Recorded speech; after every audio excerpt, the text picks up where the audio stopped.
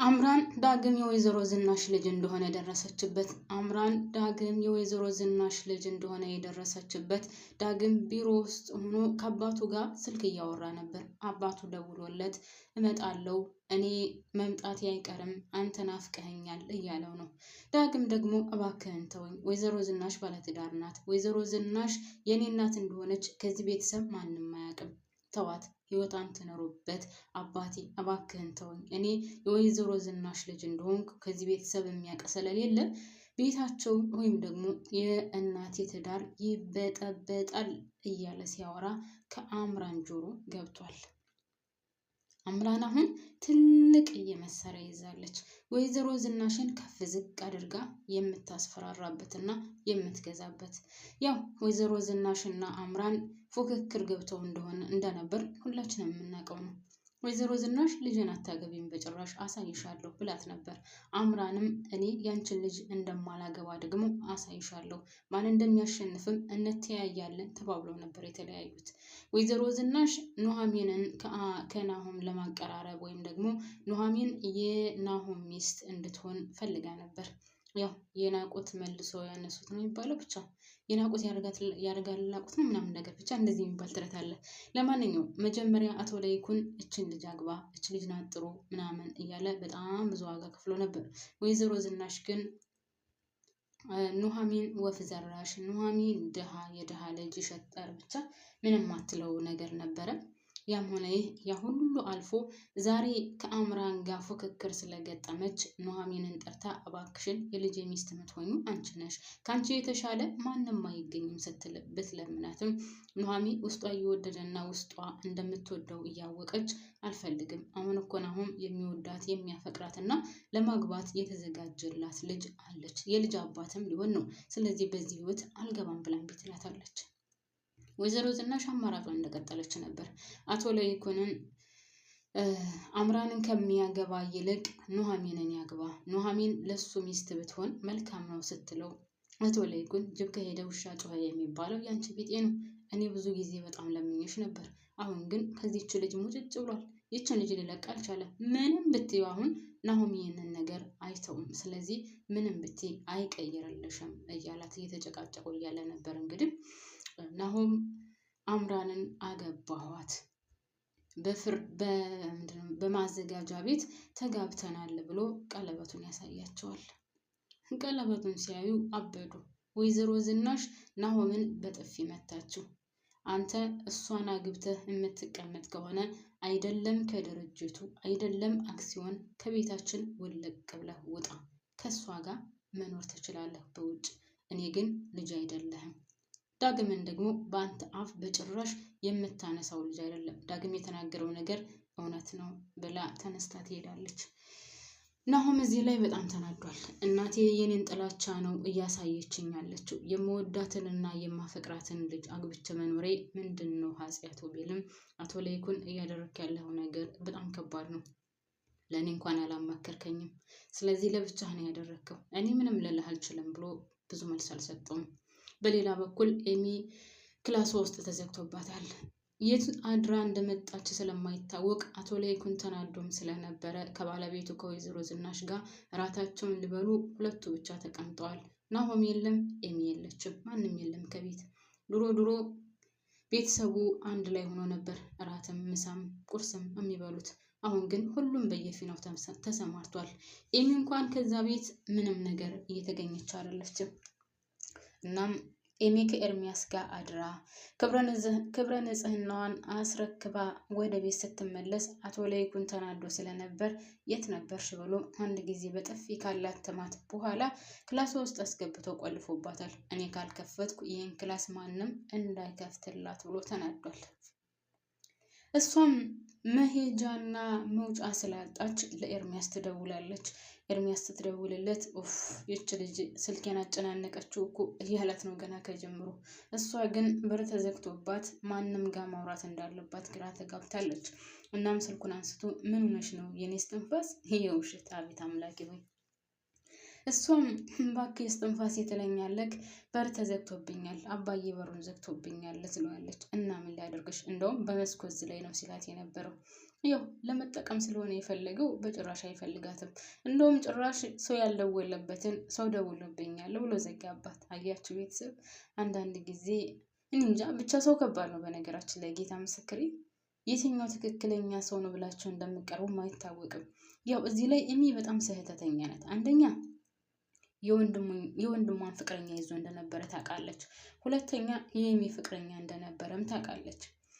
እነዚህን ሁለቱን ትቶ ወደ እሷ ሲመጣ የእነሱ ጣ አይደርሰኝም ወይ ብላ አላለችም። ብትልም አልወሰነችም። አሁንም እነሱን እንዳደረግከው ታደርገኝ ይሆን ትተውኛለህ እያለች ጠይቀዋለች። እሱ ግን ነው ምክንያቱም የሚፈልገው ከዛ ቤት ገብቶ ገንዘብ መውሰድ ነው። ያልሰራበትን ያልለከመበትን የአቶ ለይኩንን ገንዘብ መውሰድ ነው የሚፈልገው፣ ልክ አምራን እንደምታደርገው። ስለዚህ ስልክ እንኳን በደንብ ሊያዋራት አልፈለገም። ያም ሆነ እንግዲህ ናሆም ቤተሰቦቹ እንዳልፈቀዱለትና በጣም እንደተናደደ አምራን አግኝቷት ያዋራታል። እሷም ከዛ ቤት እንደምንም በላ መግባት እንደምትፈልግ ነው የምትነግረው። እሱም አንቺ ቆይ እኔን ነው የምትፈልጊው ወይስ እዛ ቤት መግባት? ምንድን ነው ፍላጎትሽ? እኔ የምፈልገው እኔና አንቺ አንድ ላይ ሆነን የትኛውን ቦታ ላይ መኖር ነው። አንቺ ግን ለምንድን ነው ከዛ ቤት የምትይ? ዋናው እቅድሽ እና ዋናው ሀሳብሽ ከኔ ጋር ተጋብተሽ መኖር መስሎኝ። ለምንድን ነው ስንት ጊዜ ወይም በጣም ብዙ ጊዜ ስለ ማለት ከኛ ቤት ገብቶ ስለመኖር የምታስቢው? በቃ እናቴ አትፈልግም፣ እኔ ደግሞ ለኛ መሆን አያቅተኝም። የምን ድርጅት የምን ምናምን በቃ እኔ ለኛ መሆን በጭራሽ አያቅተኝም እና እኔና አንቺ ቤት ተከራይተን አብረን እንኖራለን ሲላት በጣም ብዙ ምክንያት ታበዛለች። በጣም ብዙ ስበቦች ትደረድራለች። ምክንያቱም ከዛ ቤት መግባት ነው የምትፈልገው። ከዛ ቤት ገብታ ወይዘሮ ዝናሽን ቁም ስቅሏን ማሳየት ነው የምትፈልገው። ይህንን ነገር ማድረግ ስለምትፈልግ ናሆም ደግሞ ግራ ተጋብቷል። እኔ አሁን ከቤተሰቦች ይልቅ አንቺ ነሽ ግራ እያጋባሽኝ እያላት ነው። ግን ናሆም እዚህ ላይ አይኑን መግለጽ ስላቃተውና እውነታውን ማወቅ ስላልቻለ ምንም ማድረግ አይቻልም። እንግዲህ ዳግም ነግሮታል፣ ከኤርሚያስ ጋር አሁንም ግንኙነት አላት ብሎታል። ይህንን ነገር ደግሞ ማመን አልፈልግም ብሎ ጭራሽ ናሆምን ደብድቦታል። እሷ ግን እየተሳካላት ይመስለኛል። በስተመጨረሻም ወይዘሮ ዝናሽን የምታንቀጠቀጠበትና ከሩቅ በሽጉጥ የምትመታበትን ትልቅዬ መሳሪያ ይዛለች ማለት ነው። እሱም ምንድን ነው ካላችሁኝ ቤተሰቦች፣ ዳግም የወይዘሮ ዝናሽ ልጅ እንደሆነ አውቃለች። በቃ ዳግም ከአባቱ ጋር ሲያወራ ሰምተዋለች። ለምን ወደዛ ቢሮ እንደሄደች ባላቅም ሾከክ እያለች ወደዛ ቢሮ ስትሄድ ዳግም ደግሞ ድምፁን ከፍ አድርጎ ከአባቱ ጋር እያወራ ወደዚህ አትምጣ፣ ወይዘሮ ዝናሽ ባለትዳር ናት። ወይዘሮ ዝናሽ እኔ ልጇ እንደሆንኩ ማንም አያውቅም። እኔ ልጇ እንደሆንኩ ቢታወቅ የወይዘሮ ዝናሽ ትዳር ይበጠበጣል። ይህን ትዳር ደግሞ እንድበጠበጥ አልፈልግም። ስለዚህ እዛው አባዬ አርፈ ተቀመጥ የሚለው እየተናገረ እያለ ሰምታለች።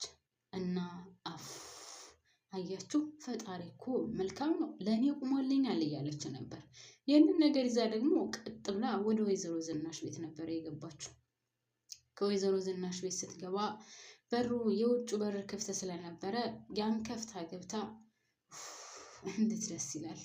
የኔ አማቾች እንኳን በደህና ጠበቃችሁኝ፣ መጥቻላችኋለሁ። ከአሁን በኋላ ቤቱን በአንድ እግሩ ነው የማቆመው እያለችም ነበር። እንደምንም ብዬ ከዛ ቤት ምራት ሁኜ ልግባ እንጂ ወይዘሮ ዝናሽን እሰራላታለሁም ስትል እየፎከረች ነበር። ያም ሆነ ውድ ቤተሰቦቼ የተሳካላት ይመስለኛል ማለት ነው። ተሳክቶላታል። ናሆም አይኑን ጨፍኖ ምንም ነገር ማየት አልቻለም። እንደዚህ አይነት ፍቅር ኧረ ገደል ልግባ ጌታ። ቤተሰብ የሚያስጠላ እውነታው እየተነገረ ማየትና መስማት ማዳመጥ የማይችል ፍቅር። እሷ ራሱ ገንዘብ ወዳድ እንደሆነች እኮ በደንብ ያስታውቅባታል። ልጅ ሆድሽ ውስጥ ያለውን ልጅ ሐኪም ቤት ሄደን እንይ? ኧረ በጭራሽ። ለምንድን ነው እንደዚህ የምትጠይቀኝ? እሺ ለብቻችን ተከራይተን እንኖር? ኧረ በጭራሽ። ከዛ ቤት ካልገባው ሞቼ እገኛለሁ። እንደዚህ ስትለው ሰው እንዴት አይጠረጠርም? ቆይ እናንተ ወንዶችዬ ግን እንደው ሙጭጭ ብላችሁ አንዴ ካፈቀራችሁ አይገባችሁም እንዴ? ሴት ልጅ በነገራችን ላይ ብታፈቅርም ብዙ ነገር ታመዛዝናለች፣ ብዙ ነገር በጣም ታስባለች። ወንድ ግን አላቅም ማለት ምን አይነት ጭፍን ፍቅር እንዳለ አይሮን ነው። እውነት ለመናገር በጣም ከባድ ነው። እሷ ገንዘብ ፈላጊ እንደሆነች በጣም ያስታውቅባታል። እንግዲህ አንድ ሰው ካረገዘ የእሷም ደስታ ነው የእሱም ደስታ ነው አይደለ? ሄደው ሐኪም ቤት ሄደው የልጁን ሂደት ወይም ደግሞ ምን ላይ እንዳለ የልብ ምቱን ሲያዳምጡ ደስ ይላቸዋል። እና እሷ ግን አትፈልግም። ብቻ እንደምንም ብላ እሱን የራሷ አድርጋ ከዛ ቤት መግባት እንጂ የናሆም ደስታ ራሱ በጭራሽ አይታያትም።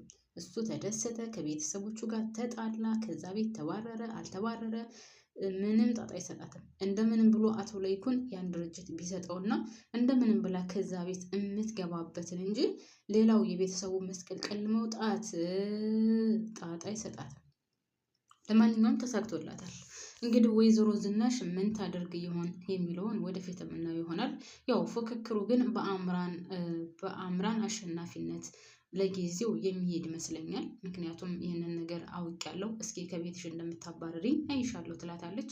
ወይዘሮ ዝናሽ ምናልባትም ለባሏ እውነታውን ተናግራ ራሷ ካላፈረጠችው በስተቀር አቶ ለይኩን ይህንን ነገር ከሌላ ሰው አፍ ከሰማውና ዳግም የወይዘሮ ዝናሽ ልጅ እንደሆነ ያ የዳግም አባት መጥቶ የነበረው የእሷ ባል ወይም የእሷ ፍቅረኛ እንደነበረ ሲያቅ አቶ ለይኩን አስባችሁታን? ግን እኔ ማርያምን አቶ ለይኩን በጣም ያሳዘነኝ ምንድን ነው የሚባለው? ባላንጣ ነው የሚባለው። ባላንጣውን ከቤቱ ቁጭ አድርጎ ሲቀልብ የነበረ ሰው ነው እንግዲህ አቶ ለይኩን አብሮት ምግብ እየበላ ከቤቱ መጥቶ ሲጋራ ሲያጨስ። በነገራችን ላይ ስርዓት የሚባል ነገር አልነበረውም።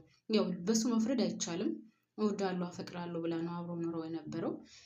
በሰዓቱ ከአቶ ለይኩን ያላገኘችውን ፍቅር ከእሱ አግኝታ ስለነበረ አብረው ሙጭጭ ብላ ነበር።